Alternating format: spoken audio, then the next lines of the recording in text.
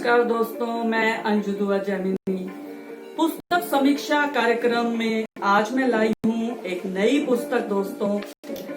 इसका नाम है प्रति संवेदन। अशोक अग्रवाल जी देखिए उन्होंने लिखी है, ये नज्म संग्रह है, आप देख सकते हैं। तो आज मैं इस पुस्तक की समीक्षा करूंगी।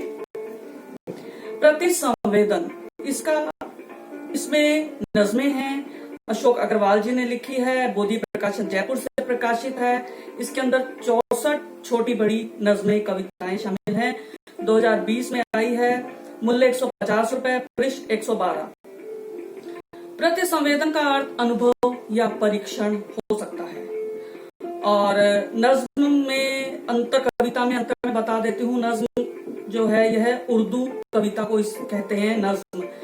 इसमें उर्दू के शब्दों का बहुतायत होता है और ये छंदों में नहीं बंधती, यानी छंदमुक्त उर्दू कविता भी कह सकते हैं। तो अशोक अग्रवाल जी के व्यक्तित्व के बारे में बात करें तो यह MA इंग्लिश और हिंदी हैं और मुकुंद लाल नेशनल कॉलेज यमुनानगर में प्राध्यापक हैं। इनके हॉबीज हैं काव्य, पेंटिंग, मंच संचालन। ये मूलतः गजल गो हैं और इनका झुकाव मुक्त छंद की नज्मों की ओर हुआ, तभी उसके उपरांत ही यह काव्य आया। इसमें नज्में और कविताएं दोनों शामिल हैं और इसमें 12 कविताएं चलो शब्द से शुरू हैं और 4 कविताएं जैसे शब्द से शुरू हैं। और इनकी नज्मों के शीर्षक देखिए: प्रकृति, ध्यान, विकास, अखबार, portrait of a girl, video call और कनकौवा यानी पतंग। और पुस्तक की भूमिका लिखी है डॉक्टर रमेश कुमार जगाधरी और डॉक्टर दिनेश दधीची कुरुक्षेत्रा। इन दोनों ने मिलकर लिखी है इसकी भूमिका, इस पुस्तक की। और दोनों ही कहते हैं कि ये गजल गो नज्में कहाँ लिखने लगे। और इसके उत्तर में स्वयं कवि कहते हैं कि नज्मों की भाषा भी हिंदुस्तानी है, क्योंकि हिंदू या मुसलमान होने से पहले मैं हिंदुस्तानी हूँ। बहुत अच्छा कहा इन्होंने। और इन्होंने उर्दू, अंग्रेजी और हिंदी के शब्द बहुत ज्यादा इसमें इस्तेमाल किए, आप स्वयं देखिएगा अभी। और इन मुक्त छंद नज्मों में चौंकाने वाले बिंब हैं, ये लयबद्ध हैं और इसमें थोड़ी सी गायकी भी है कम, क्योंकि मुक्त छंद की इसमें कविता है। इसमें व्यंग है, आक्रोश है, पीड़ा है, गंभीर्य है और बदलाव की उम्मीद है। जी हाँ दोस्तों, और अब मैं एक दो आपको नज़में पढ़ के सुनाती हूँ, आपको पता चल जाएगा कि इसमें क्या है। पहली ही नज्म जो है उसका शीर्षक ही नज्म है कि जैसे पागल कोई चुपके से खींच ले दामन, जैसे सूरज की किरण रात को ठप्पा कर दे, या धप्पा होना चाहिए मेरे हिसाब से, तो रात को ठप्पा कर दे, खींच ले जाए कोई गुमशुदा तन्हाई में, पकड़ के हाथ बिठा ले किसी पत्थर पे कोई, ऐसे मुंह जोड़ के चलती है साथ साथ मेरे, उतार कर इसे रख भी तो नहीं पाता हूँ, मुझको इस नज्म ने दीवाना बना रखा है। ये थी इनकी पहली नज्म। और अब मैं एक और पढ़ देती हूँ। प्रति संवेदन शीर्षक नज्म देखिएगा, एक लंबी है थोड़ी सी। कि आज मैंने सड़क के दोनों ओर खड़े पेड़ों को गले मिलते देखा, उचक कर गले मिल रहे थे वो पेड़, बिना इस बात की परवाह किए कि सड़क उनके बीच से होकर जाती है, कि उनके बीच से होकर रोज संसार गुजरता है। पहले तो झुका होगा एक ही पेड़, दूसरे का झुकाव तो पहले के प्रेम का प्रति संवेदन मात्र है, क्योंकि पेड़ नहीं जानते कैसे झुका जाता है, कब झुका जाता है, कहाँ झुका जाता है, क्यों झुका जाता है। वे तो बस सामने से आकर्षण मिलते ही झुक जाते हैं, स्वतः ही सहज ही। फिर वे नहीं देखते कि उनके बीच से जाती है सड़क, गुजरता है संसार, अकड़ा खड़ा है कोई साइन बोर्ड, या उनसे छू रही है बिजली की तार। वे तो बस झुक जाते हैं, स्वतः ही सहज ही। और फिर पेड़ ही क्या, संसार की प्रत्येक वस्तु में विद्यमान है प्रत्याकर्षण, प्रति संवेदन।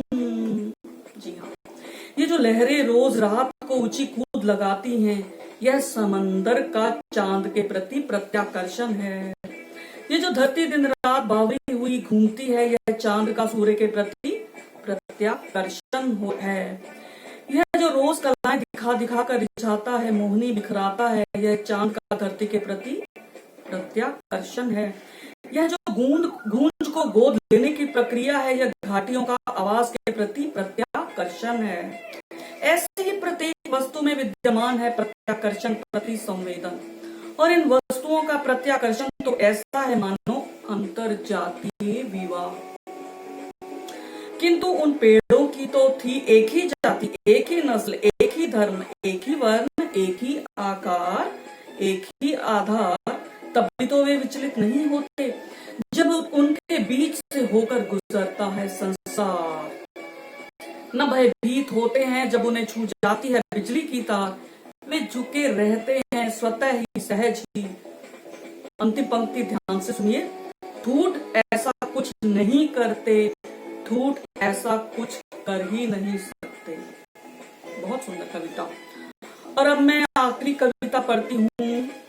इसका शीर्षक है वीडियो कॉल। अंग्रेजी में देखिए, अंग्रेजी शब्द इन्होंने यूज किया है। शीर्षक कि सूर्य में नहाया नील कमल सा वर्ष का आखिरी रविवार मैंने बिताया नहीं, केवल गुजार दिया। बेसुध तुम्हारे सामने बैठे हुए तुम्हारे शोक दुपट्टे को आंखों से स्पर्श जरूर किया, किंतु खींच नहीं पाया, सिर्फ ख्यालों में सवार दिया। बातों पर तुम्हारे साथ चलते हुए कई बार दिल ने चाहा कि तुम्हारे नर्म नर्म हाथों पर रख दूं अपना हाथ, लेकिन फासलों ने मेरे हाथ से तुम्हारे स्पर्श को उतार दिया। कि अलसाई आंखों से बार बार पकड़ना चाहा बोर लदी ताम्रवर्णी देह को, किंतु उसकी मादक गरमाई को केवल महसूस कर पाया। हालांकि वक्त ने मौका बार बार दिया। तुम्हारी रूप गंध में पगा मन, टूट टूट कर मचला, पर मैं कुछ नहीं कर पाया,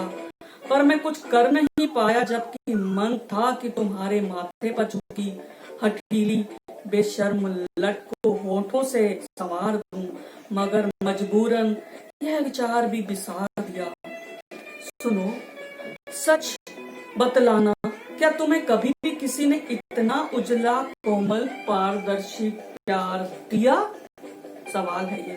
जी हाँ दोस्तों, अब एक बार आप देख सकते हैं, और जिन्हें शौक है नज़्मों का उनके लिए ये किताब बहुत अच्छी रहेगी। तो धन्यवाद, फिर मिलेंगे एक नई कड़ी के साथ। Thank you friends, bye bye.